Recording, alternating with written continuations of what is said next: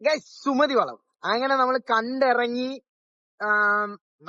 നല്ലൊരു പടം, ഒരു കുഞ്ഞു അടിപൊളി പടം. അതായത് രാത്രി കാണാൻ പറ്റിയ പടം തന്നെയാണ്. മോശം അഭിപ്രായമാണ്, പക്ഷെ ഞങ്ങളെ സ്വന്തം അഭിപ്രായം അടിപൊളി, ഫാമിലിക്കൊക്കെ ഇല്ലാതെ.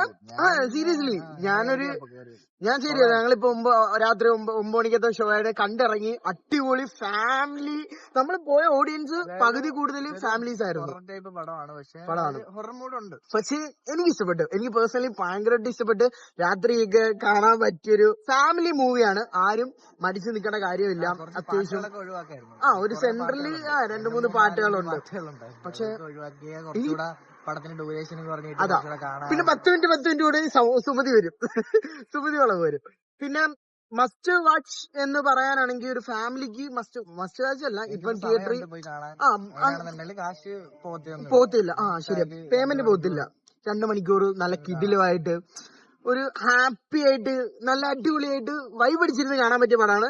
മസ്റ്റ് വാച്ച് ആണ്. അപ്പം signing off, Afsal and Afsal Marsar. മറക്കാതെ പോയി കണ്ടു കേട്ടോ, ധൈര്യമായിട്ട്.